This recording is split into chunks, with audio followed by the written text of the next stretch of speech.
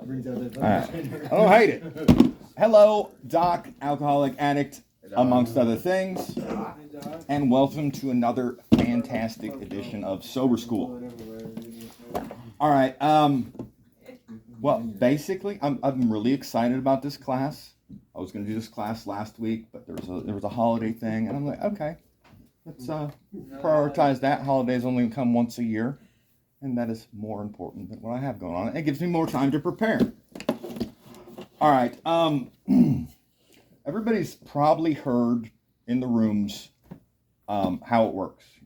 Everybody heard how it works? Mm-hmm. All right. What we're going to be discussing today is my personal theory, bless you, of why it works. I like to nerd out on stuff, and I'm constantly thinking about recovery and listening to weird stuff, and sometimes things line up because that's what my head is on. That's where my focus is. So I tend to look at things, whether I'm like we talked about last class, whether I'm unclogging a toilet or doing my laundry, I try and apply the steps to them. So who here thinks you're more advanced than a caveman? All right. Yeah, there. I can see the family resemblance. Who here thinks they're more advanced than a lobster? Zoidberg? Oh yeah. Yeah. Well, maybe in some contexts you are, but in a lot of contexts you're not. All right. So all of recorded history, we're going back maybe 5,000 years, right? Tops. We're talking about like cuneiform, like records scribed into clay tablets thousands of years ago. But from an evolutionary standpoint, that's a blink of an eye.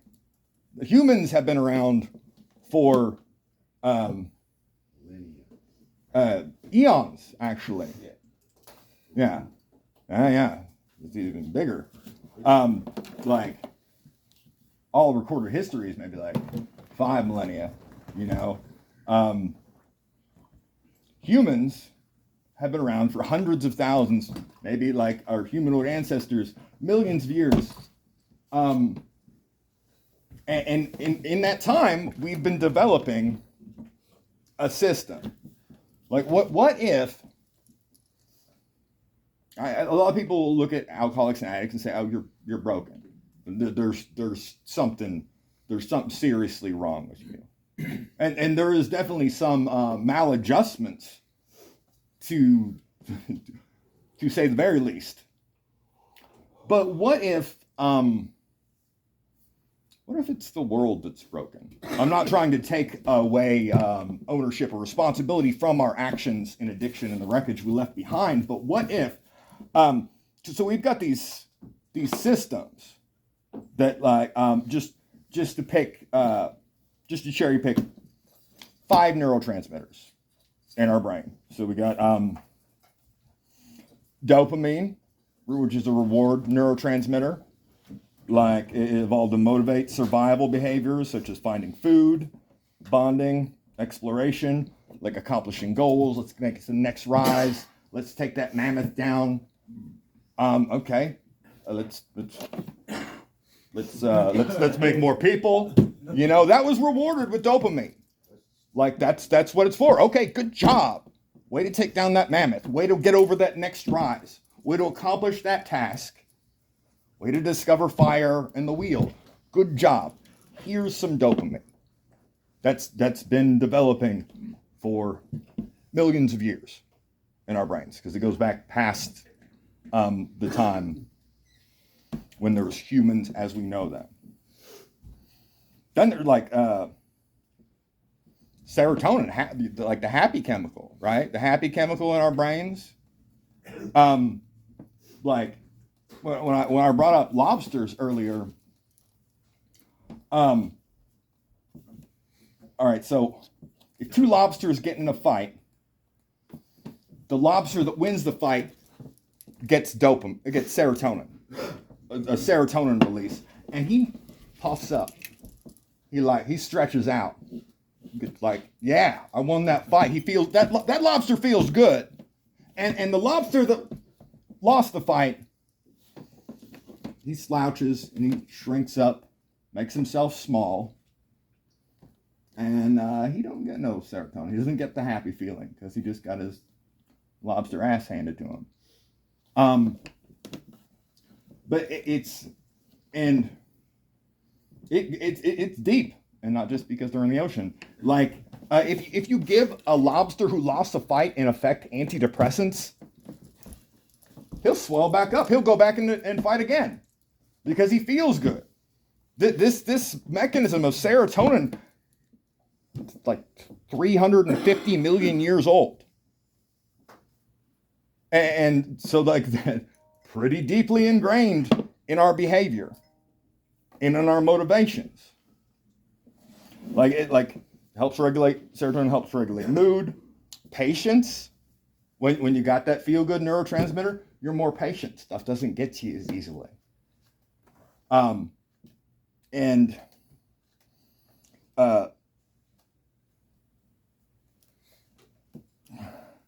But things like alcohol and drugs upregulate serotonin. There's gamma aminobutyric acid, we're just going to call it GABA so I don't have to say that a bunch of times, is a discriminatory neurotransmitter in our brain. It helps calm us down after we took down that mammoth, after we had a confrontation. It helps our brain determine whether or not to give fucks about things. Another one, alcohol upregulates gamma aminobutyric, GABA. We'll just say GABA. Benzos upregulate GABA. That's why. I wonder why you don't have any anxiety anymore. Because you don't give no fucks on a pharmacological level. Like you got no fucks to give, and that's why you like. If you don't give fucks and forget where you put stuff and steal from yourself and shoplift weird items in a bowling trophy. My favorite drug side effects, kleptomania. So weird. And then there's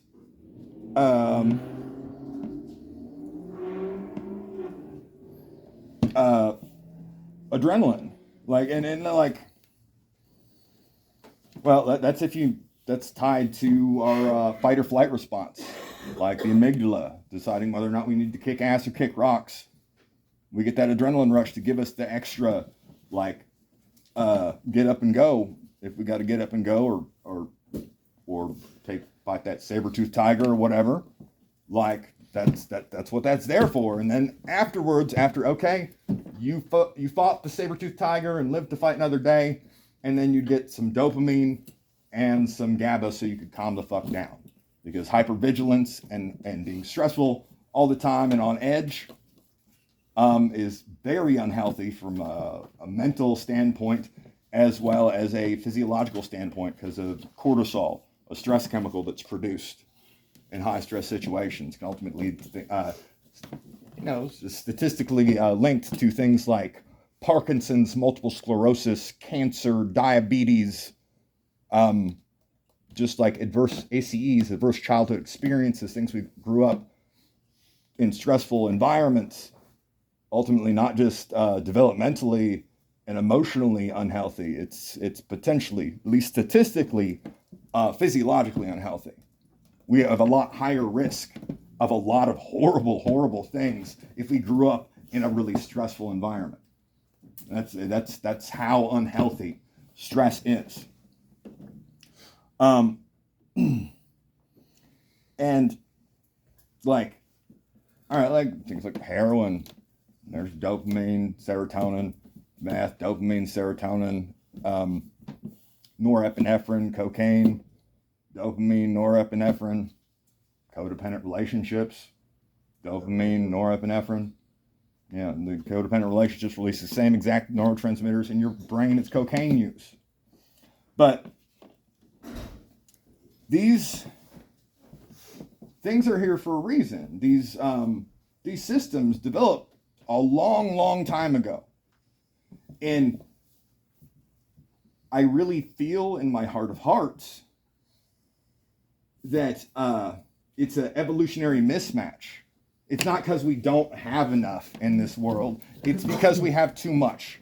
Dopamine on demand delivery systems, you've got like cigarettes, vapes, alcohol, drugs, pornography, stupid cheap stuff on Temu, Amazon. Like a study like, 15, 20 years ago said we look at between 2,000 and 5,000 messages a day. I wonder why we're so overwhelmed. I wonder why we can't, I wonder why we feel anxious and discontent. Thousands of messages every day. And like before, prayer and meditation was a lot easier before the time of TikTok, when you're out on the savannah. Like, raise your hand if you looked at a star in the past week. All right. Like how often do you really see the stars? You remember like at night a while. And you're out in the country and you see all the stars and you go, oh my God, that is so cool. Like this means something. You feel a connection. You feel like, oh man, there's something bigger than just me. What? Well, it was a lot easier to meditate when we focused on the task at hand. We had a lot more time to think, to meditate, be alone with our thoughts, to be one with nature, be one with something bigger than ourselves. That was a lot easier in the past, when we weren't bombarded constantly with thousands and thousands and thousands of messages. It was a lot easier to find peace, to find calm. And like the things like going back to the whole lobster situation, this thing that developed this system, this hierarchy, is called the dominance hierarchy. Like there's different systems or different parts of your brain, like serotonin and dopamine are the basal ganglia. Dopamine releases from the hypothalamus. But there's this little spot at the bottom of your brain, like between the bottom of the prefrontal cortex and the hippocampus, which basically it's a little counter that tracks where you fit into the scheme of things, where you fit in the dominance hierarchy. Are you alpha? Are you swole up lobster? Or are you like, I just got my ass kicked lobster? And if you're alpha lobster, if you're like alpha, if you perceive yourself at the top of that dominance hierarchy, not only do you carry yourself different, you have your body produces more serotonin. When you're happy, it's easier to be happy because you have greater availability to that neurotransmitter than everybody else. In a social standpoint, you get more access to resources. You get more preferred breeding. Back to the whole thing, like guys, confidence, alphas. Typically, historically, I'm not saying it's necessarily justified. Typically, do a little bit better in that department. But not only that, your immune system works better. It's easier for you to fight off like germs and viruses. You are healthier in every respect when you perceive yourself at the top of this dominance hierarchy. But that's great if you see yourself there. However, not everybody sees himself there, and like really, if you're looking at from that standpoint of just you You can have great days and then you can have bad days. So that now you're going from like, oh man, I feel great, and oh man, I lost my job. Now I'm like shriveled up lobster again. And if you're hinging, if your dominance hierarchy is centered on just you, it can definitely go both ways.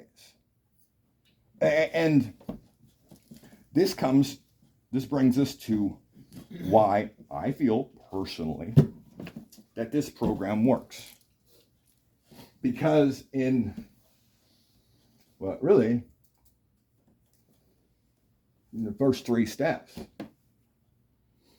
All right, can you believe like we admitted we're powerless over alcohol or drugs. Their lives have become unmanageable. Okay, we know where we're at. We know where we sit.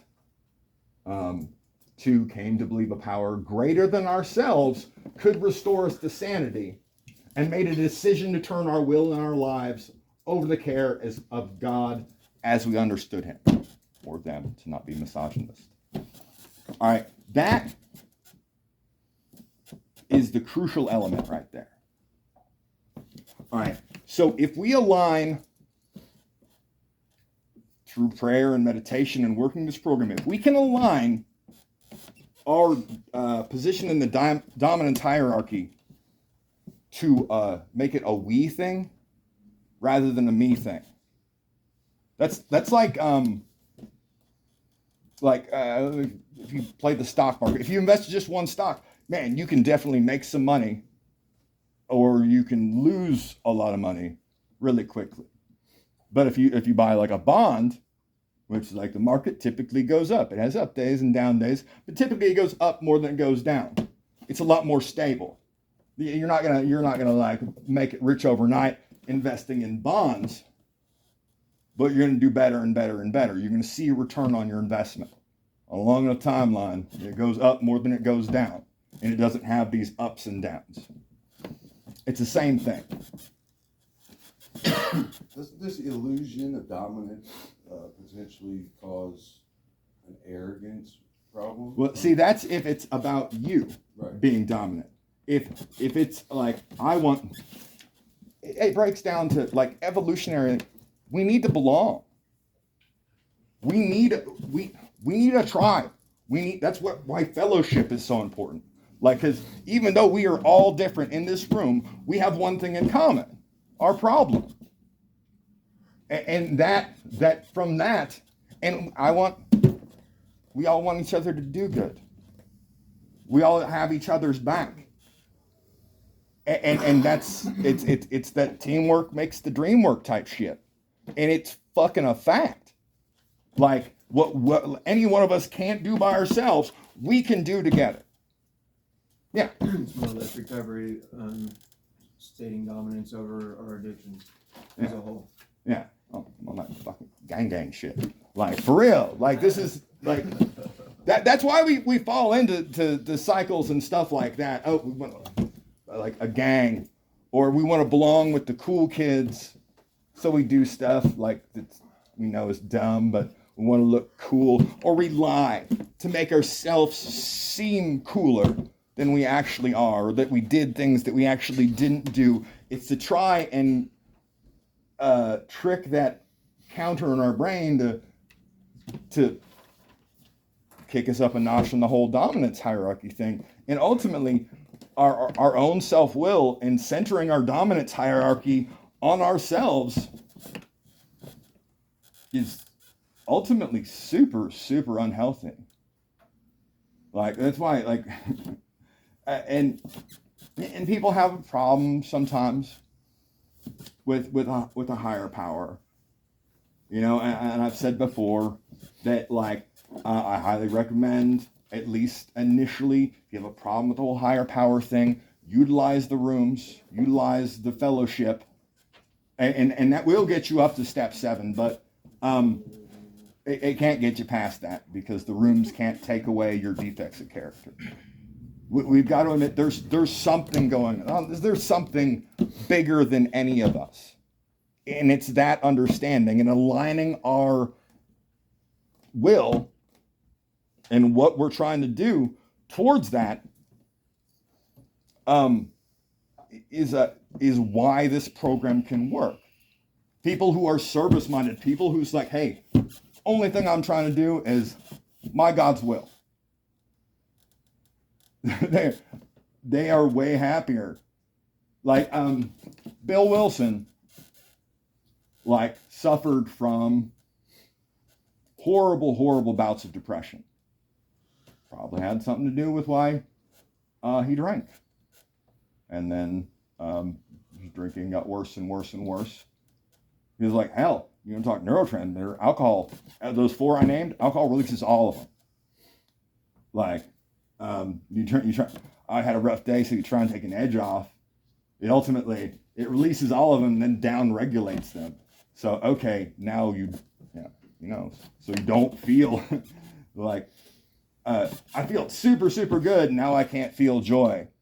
All right, so yeah, I felt less anxious for a minute, but now I feel anxious all the time because it ultimately down-regulates those neurotransmitters. It's the easy overabundance, the availability of all these neurotransmitters and all the stimuli that ultimately throws our brain out of whack. It messes with the balance. So like Bill Wilson, horrible bouts of depression. Even when he got sober, for the first dozen years of through the founding of Alcoholics Anonymous, he still had horrible, just soul-wrenching bouts of depression. And then about a dozen years in, he figured out, because he was hinging his happiness, his dominance hierarchy in his brain was still centered on how he is perceived by everybody, not about how everybody is doing, not about how it was. And he did care about the group, and he did a lot of good. But you don't want to be the person you want to be the person who does things, not the person who's seen doing things. That's the difference. Like doesn't matter how good, like if you cure cancer, if you're doing it so people think, oh man, he's awesome, he cured cancer, you're a fucking narcissist. Like the motivation is everything. If you're just trying to get your value from how you are perceived rather than who you are and what your goal and motivation is. That is it doesn't matter how good you're doing and the good things you do. If you're doing them for the wrong reasons, it's still wrong. It still ends badly. It still ends in sadness. But after Bill figured that out, 12 years in, he never had a bout of depression for the rest of his life. When he figured out this little thing, okay, it's a we thing. It's not a me thing. We just kind of like literally flip it upside down. And once you get that, because if your sole motivation, if your goal, if your intent is to do the next right thing and do what God would have you do, and like just the whole on the whole group thing, fellowship thing, that is great. But still, sometimes just that's still hanging stuff on externally. You can do if you're doing God's will. What can you be ashamed of? Like we live with so much shame and so much fear. If I'm doing what God means for me to do, and I truly believe that in my heart, and I've thought about it and meditated on it and prayed on it, and this is what God needs me to do. If I'm doing that, there's no scenario I can think of where I'm going to be ashamed of what I'm doing. Like preemptively, and you do take spot inventories consistently, making sure, hey, am I doing right? Did I do anything wrong? If so, I need to square that stuff up. Through processing our step 8 and doing our step 9, we not only make amends, but we figure out how to catch ourselves before we create another amends we're going to have to make. And if I'm doing what my higher power would have me do, I'm never gonna feel lost again. I'm never gonna, because I know where I'm at. I know where I'm supposed to be going, where God wants me. I'm never gonna have to be ashamed again. I'm never gonna have to be scared again. Because hey man, I might die, but I'm gonna die doing what God had me do. Like I don't want to die. Like I was watching. I think I might have something going on. Because I rewatched these videos and I'm like, man, it's kind of swollen right here. And it's like asymmetrical. I'm like, could have throat cancer. So I'm crossing that. I'm like, maybe, or it could be a thyroid thing. I don't know. That's definitely not supposed to have a lumpy neck. Not in that asymmetrical context. So I'm thinking, okay, I need to, first year, need to get a primary care physician and I need to make an appointment and see them and go, hey, why is my neck lumpy like this? But after that, I'm like, okay, well, could have throat cancer. Could not, but if that's the case, okay, I'm supposed to have throat cancer. Kind of excellent opportunity to quit smoking and vaping. And heck, man, I won't have to shave my head so often. Winning. But maybe I can use this. Maybe I can use this as an object lesson to help people. If I die of cancer, and I die of cancer doing what my God would have me do, and maybe that helps drive the message home for people. Maybe that helps people get it, man. Like if I can maintain a positive attitude, like Beth did. Like she went through stage 4 breast and liver cancer. And maintain the positive attitude, and still Bething it up the whole time, and that sent a huge message. That gave people hope, man. If she can go through that and keep that positive attitude, what do I have to bitch about? So if that's the case, I don't want to, please understand that. But if that's the case, I'm gonna go out on top as far as my dominant hierarchy is concerned. I'm doing what God would have me do. I'm focused on helping people and bringing as much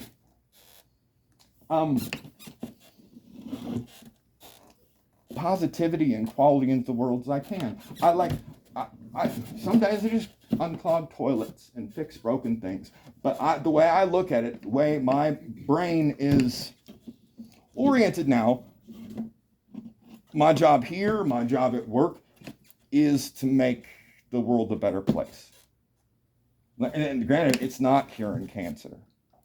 But if it's your toilet who's clogged, you're definitely happy I'm there. You're part of the world. The part of the world I touched, which just so happens to be your toilet, is better because I was there. If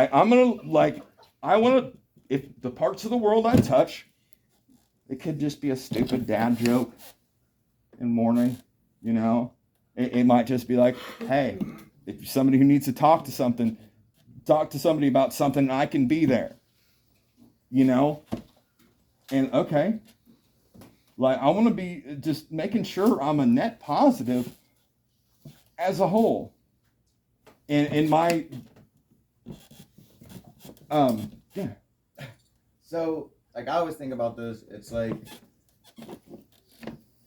do we do things out of the good of our heart to help ourselves, or do we want the recognition from other people? If our higher power didn't promise us eternal reward for being this good person that we're supposed to be while we're on earth, would we still be a good person? If you were damned either way, let's say that, or that there was nothingness after you die, would you still be a good person if you didn't have the promise of the eternal heaven or reward? I haven't even. I'm not saying you specifically. I'm saying well, I can only speak for me personally. That's a big, deep philosophical question about the nature of good and evil. I just know, I don't give a fuck about harps.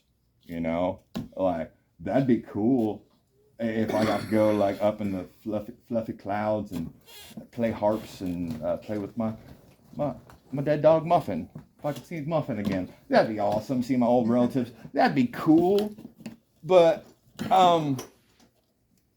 That's not if you're doing it for Recognition. if you like you're doing it wrong. Like, how do you know what God's will is? Like, because I think in some sense, all of us would have a different perspective on what God's will would be. Like, it'd be all specifically an individual. Well, absolutely. You know what I mean? Yeah. Well, that's brings us to step 11. Sought through prayer and meditation to improve our conscious contact with the care of God as we understood Him, praying only for the knowledge for knowledge of His will for us and the power to carry that out. And His will for each and every one of us is all different, and there's some simple stuff you don't even have to ask God about, like, are you doing the next right thing? Like, I don't even have to ask Him. Okay, is this? If it's something wrong, okay, I know that's not, I've eliminated that from the list. I know that's not His will. If it's helping people, it might be on there. But if I helping one person help somebody else, well, really, mathematically speaking, that's one positive and one negative, and that cancels each other out. So I got to be focused on the greater good, and put it through a serenity prayer as a filter. You can eliminate a lot of possibilities just with the serenity prayer. And just God, I just noticed lobster. But because that's what my mind was thinking about. I was thinking about lobster. He knows. I think if you, however your perception of what God or a higher power is, if you know right from wrong and you're doing things for the right reasons, like you said, and it makes you feel good inside, but you're not seeking for a thank you or a gratitude from it, then that's His will. Yeah. Like we all know from a young age not to stick our hand in the cookie jar. So we all know from a small perspective, at least, if it doesn't grow over time, you know what right and wrong is. Then I don't know. I mean, if you're not proud of doing it, if you're not proud of doing it, maybe you shouldn't be doing it. Quite honestly, like if it's anything like if you wouldn't like broadcast the fact that you're doing this. Maybe there's some shame tied there. Maybe you shouldn't be doing it. Like, honestly, it's at this point in my life, there's things I could definitely, I'm working on doing better. My Friday night incident was a thing that I was not seeking any kind of recognition for, but my conscience would not allow me to sleep in a different place than I normally would. Yeah. Because that could be needed in there. Yeah. You know the details of that. Yeah, because it was the next right thing. You had a responsibility, and if you're doing anything, no matter how good, if you're doing it for the reward or to seem good, that's narcissism.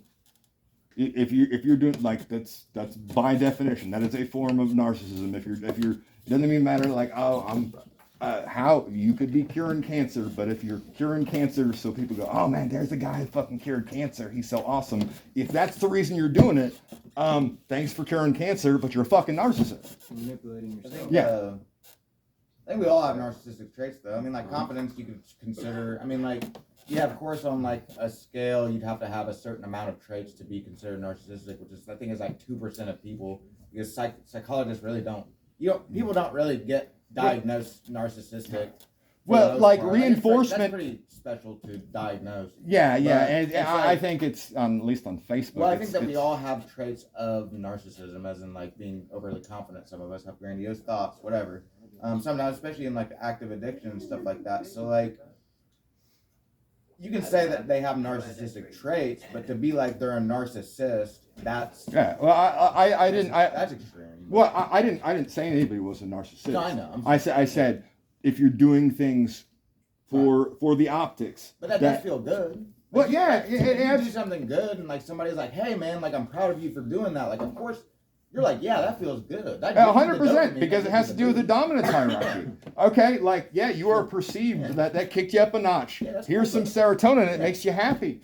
100%. Well, I think though it's like When you're done. it's like nothing is selfless. Like, of course, like I like to give people things, but like just to be a good person, but in return, it also gives me the boost of being like, oh, I'm a good person.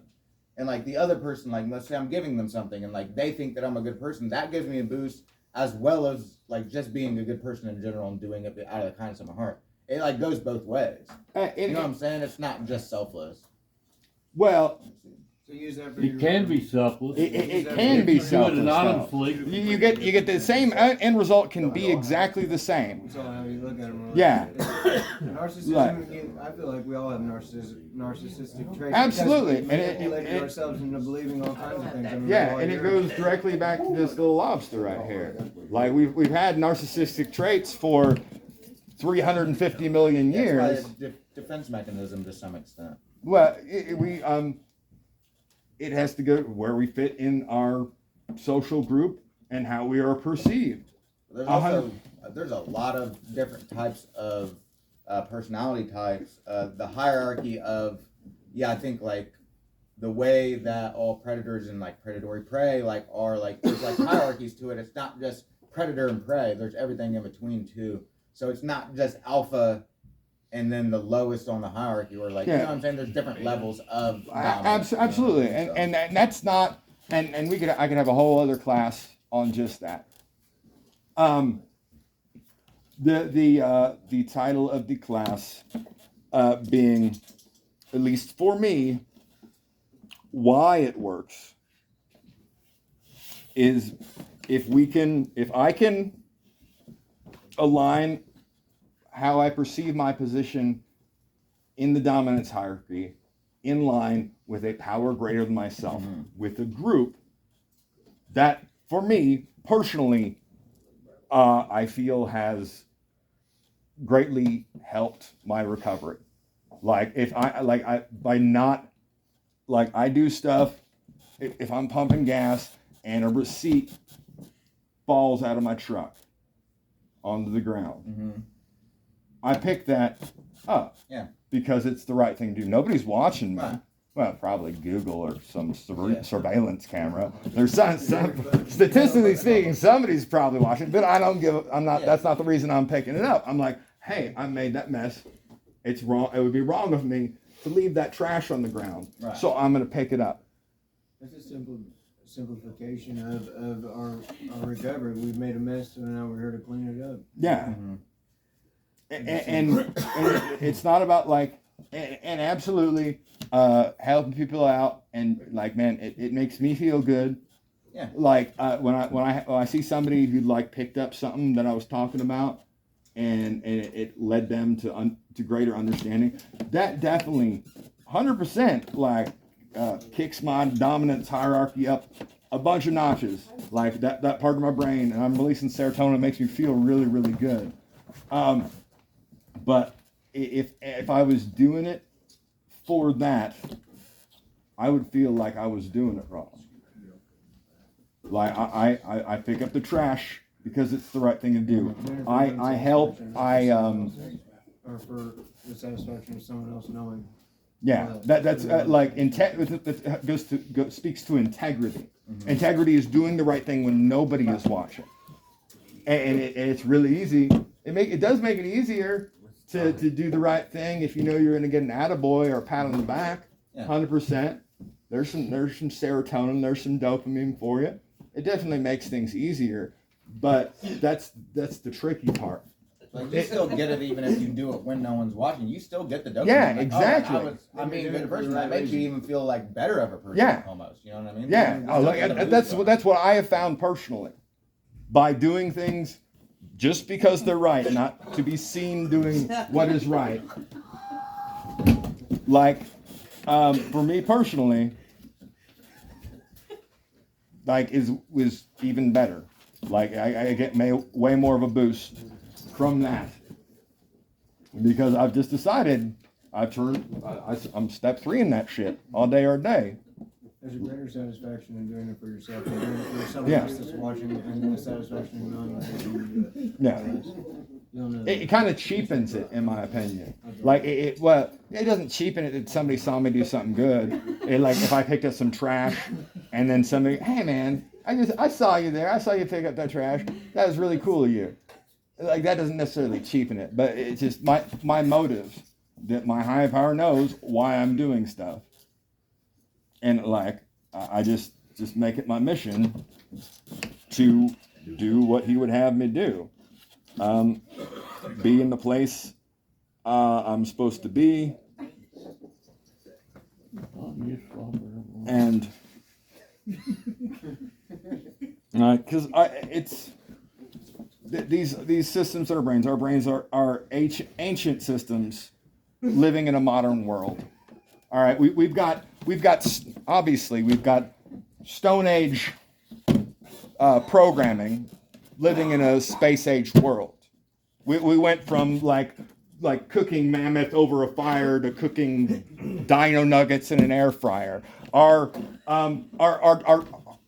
tools are still made of stone, but just the stone is silicone now. The only thing, we're still cavemen. The only thing that's really changed is we started making our own caves. Right. And it's by understanding these systems and how we fit inside them, applying them, and you're use lots of them, because what recovery does is allow us to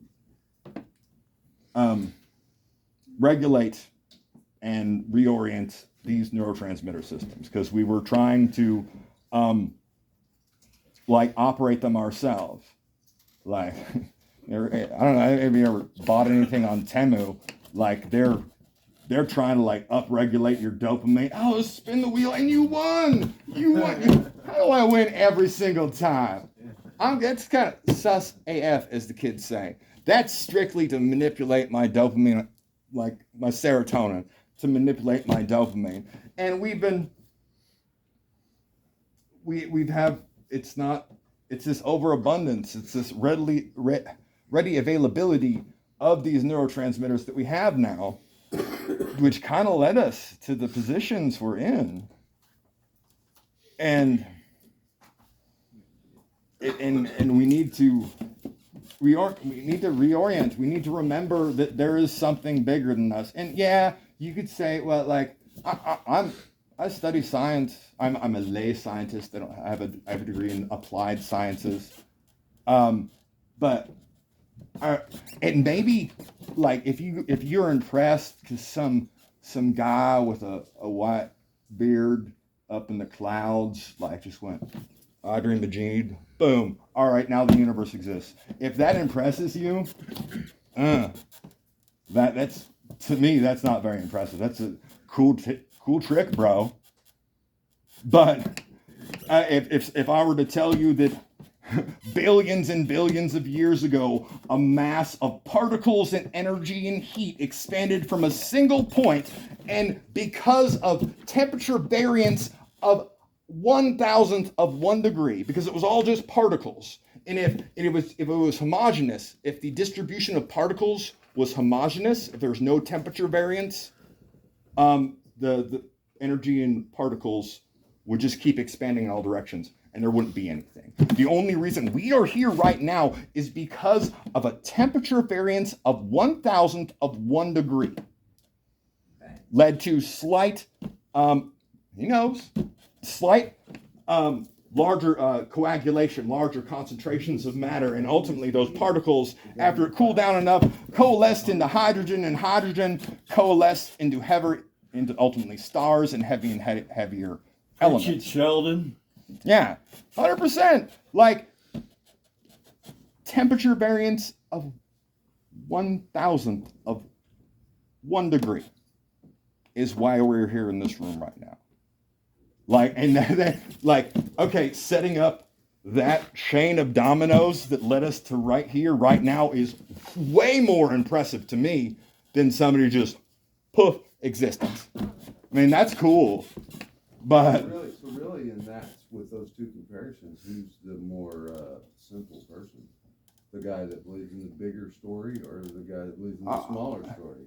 well, I just care that you believe. Really, I'm just saying, for me personally, being able to set up a billions and billions of years of a chain of events that just led to our solar system forming around the same time. There was a supernova in our galactic neighborhood because that's the only way for elements heavier than nickel to form.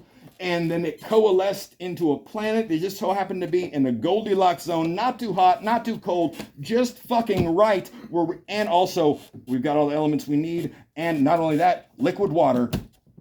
And then a chain of reactions that brings us to right now. Yeah.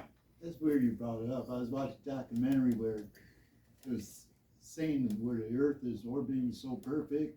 If the Earth moved to the left or to the right, even an eighth of an inch. Yeah. you can see None of it. this would existed. Like this is not balancing on a razor's edge. This is an elephant balancing on a razor, on a razor, on a razor, on a razor, on a razor, on a razor scooter. This is fucking ridiculous that we are here right now. Like, and everything I know about science only reinforces that. And to believe that means anything's possible. Yeah. Well, our existence is so incredibly improbable to think that it's an accident. Everything's too structured for everything to be a coincidence. Yeah. I'm Like, thinking that just because all the ingredients to make a cake are in the kitchen, it's gonna make itself. yeah. Like, if I have a jigsaw puzzle, all the pieces to make that Bob Ross sunset scene with the little happy trees is all in this box. But if I dump it out, it could totally just fall with all the pieces in the right place to have that puzzle assembled. But the likelihood of that? Yeah. It'd be a happy little accident. Yeah. Yes. Love it. But for me, aligning my dominant hierarchy to we rather than me is why this works. And that's all I got. Thanks, All right.